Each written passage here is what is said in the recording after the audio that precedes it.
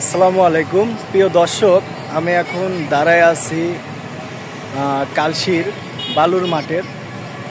তো আজকে আপনাদেরকে কালশি বালুর মাঠের যে বিষয়টা সেটাই তুলে ধরবো, যে কালশির কালের বিবর্তনে মানে কালশির বালুর মাঠটা যে হারিয়ে গেল আমাদের মাঝ থেকে, সেটাই আপনাদের কাছে শেয়ার করার জন্যই আজকে আমি এখানে আসছিলাম। তো এসে খুব মানে কষ্ট লাগলো আমার কাছে যে কালশি বালুর মাঠটা যে এভাবে নষ্ট হয়ে যাবে এটা কল্পনাও করি নাই। কে জানতো যে এখানে কয়েকদিন আগেই, এখানে আমরা কিছুদিন আগে, এক বছরও হয় নাই, এখানে মানুষ খেলাধুলা করত। এখানকার যে কালশি বালুর মাঠ, বাউনিয়া কালশি এলাকার যারা লোকজন আছে তারা এখানে খেলাধুলা করত, যুব সমাজরা এখানে খেলাধুলা করত। কিন্তু আজকে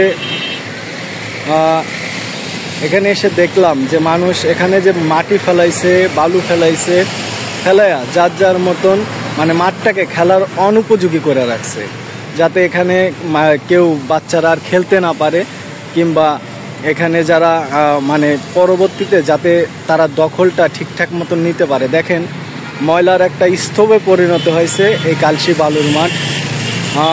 মাটি ফেলাইছে, বালু ফেলাইছে, একদম পানি জমে এখানে আর খেলার কোনো মানে পরিবেশ নাই।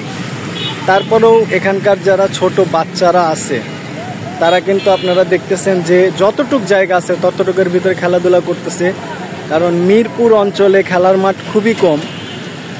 তো ওই কালশি মাঠে অনেকেই খেলছে, আমিও খেলছি এখানে, আমিও ফুটবল খেলছি, ক্রিকেট খেলছি। তো আমার সুযোগ হয়েছে, কিন্তু এখন এটা দেখে আমার কাছে খুবই আফসোস লাগতেছে এবং খুবই দুঃখজনক যেটা দখলদারের হাতে পড়ে গেছে। কিছুদিন আগেও এলাকাবাসী এখানে বিক্ষোভ করছে,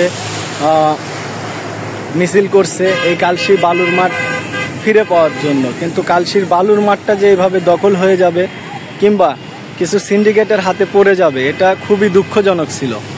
তো সেটাই আপনাদের মাঝে আজকে তুলে ধরলাম। আপনারা এটার প্রশাসনের কাছে আমার দাবি, এবং যারা আপনার ক্রীড়াঙ্গন নিয়ে কাজ করে, Bangladesh cricket board, football federation থেকে শুরু করে অর্থাৎ ক্রীড়ামন্ত্রীর কাছে আমার দাবি যে এটা যেন অতি শীঘ্রই এই মিরপুরবাসীর জন্য খেলার উপযোগী করে দেওয়া হয়, এবং এখান থেকে যাতে দখলমুক্ত করে কালশির বালুর মাঠটা যেন এলাকার যুব সমাজদের খেলার উপযোগী করে দেওয়া হয়, সেটাই অনুরোধ থাকলো সরকারের কাছে।